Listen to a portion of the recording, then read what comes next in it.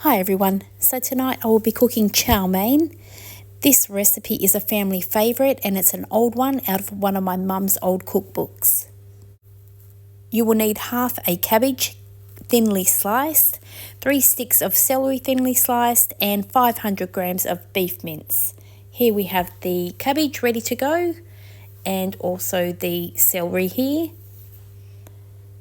You will also need 3 chicken stock cubes in 1.5 cups of water, some curry powder and soy sauce.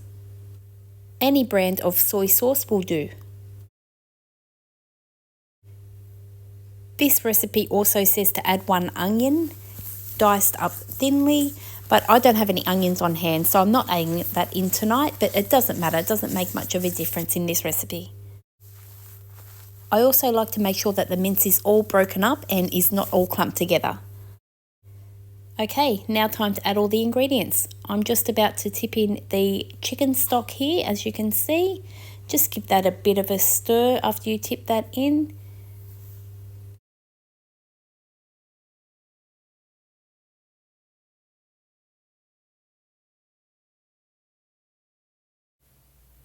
Now we add half a teaspoon of curry powder. I'm just trying to empty the jar here because there's not much left at the bottom, so as you can see, not quite half a teaspoon, so just scraping out the last bit there. Next up, no, not the tomato sauce, the soy sauce we need 2 teaspoons of. Any soy sauce will do, doesn't make a difference.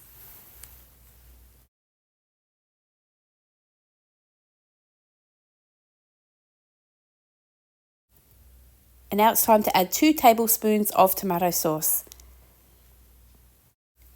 And my daughter, who doesn't like cabbage, celery or beans, absolutely loves this dish.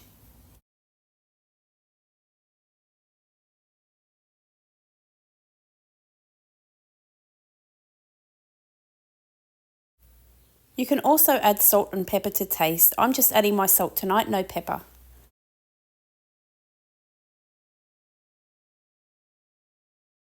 Next up, we have to add 1 cup of beans. I really couldn't be bothered measuring these ones, so yep, just tip in what I think looks like 1 cup. So next up, I will be adding the celery. Tip that in. Make sure you get all the little bits at the bottom too. Now it's time for the cabbage. Tip that in. It may look like a lot at the beginning because it will come over the top of the saucepan, but as it softens, it will go down a little bit. As you can see, just give that all a stir.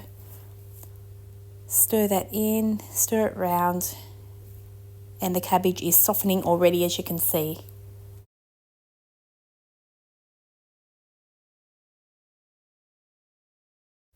And now I'm just putting the lid on while the cabbage and the celery soften. I'm also cooking spaghetti bolognese on the side because Zara does not like this cabbage dish. Just making sure I get all the sauce out of that jar, tip that in the saucepan. I've just cut up some potatoes here to put in the saucepan for the mashed potato to go with the cabbage dish.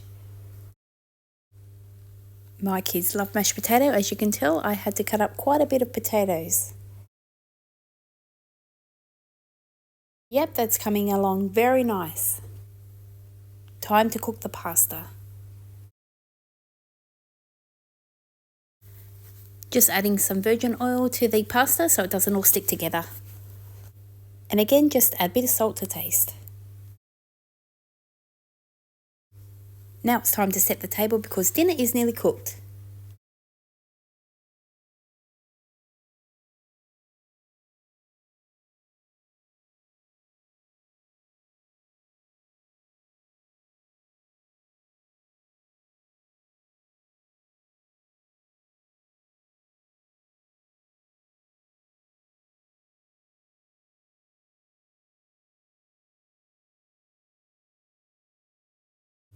And here's the cabbage dish. See how the cabbage has all softened now?